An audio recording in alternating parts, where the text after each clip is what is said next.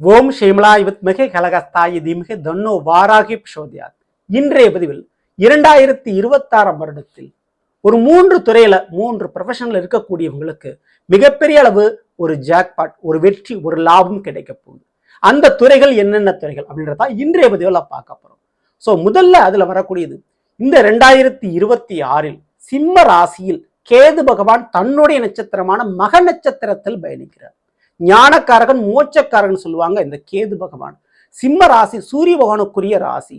நவகிரகத்தினுடைய தலைவனுடைய வீட்டுல கேது பயணித்தால், அதுவும் தன்னுடைய நட்சத்திரம் மக நட்சத்திரத்தில் பயணித்தால் நன்மைகள் ஏராளம் உண்டு. இந்த 3 துறைகள்ல பணியாற்றக்கூடிய அல்லது படிக்கக்கூடிய நபர்களுக்கு அதுல முதல் துறையா வரக்கூடியது மருத்துவத்துறை. அடுத்தவருடைய மரணத்திலிருந்து அடுத்தவங்களை காப்பாற்றக்கூடிய அந்த ஒரு ஃபீல்ட்ல இருக்கக்கூடியவங்களுக்கு ரொம்ப ரொம்ப யோகமான காலகட்டம். படிக்கிற முயற்சியில நீங்க வாய்ப்பு எதிர்பார்த்துட்டீங்களா, நீட் தேர்வு கண்டிப்பா சக்சஸ் கிடைக்கும். சரிங்களா?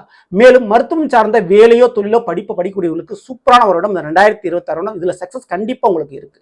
ஸோ இந்த துறையில இந்த ஃபீல்ட்ல இருக்கீங்களா, கண்டிப்பா உங்களுக்கு வெற்றிகள் இருக்கு இந்த 2026. அடுத்தபடியா இராணுவம் மற்றும் காவல்துறை சார்ந்த விஷயத்துல பணியாற்றக்கூடியவர்களுக்கு ப்ரமோஷனும், நீங்க எதிர்பார்த்த மாதிரி ஒரு சம்பள உயர்வும், ஒரு இடம் மாறுதலும் நீங்கள் எதிர்பார்த்த மாதிரி உங்களுக்கு கிடைக்கும். விருதுகள் கிடைக்கக்கூடிய பாக்கியங்கள் இருக்குது. சில காரியங்கள் வெற்றிகள் உங்களுக்கு கிடைக்கும்.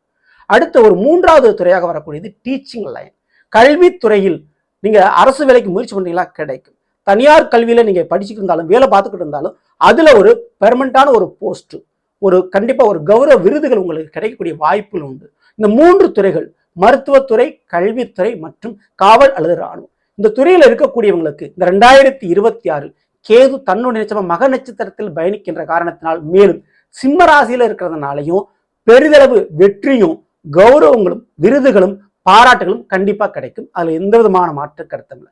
மேலும் அது முழுமையா கிடைப்பதற்கு சிவ வழிபாடு, பௌர்ணமி தினத்தன்று சிவபெருமானை வணங்குவது, அபிஷேகங்கள் செய்வது, திருவண்ணாமலை சென்று கிரிவலம் வருவது போன்ற பழக்க வழக்கங்களை ஏற்படுத்துங்க.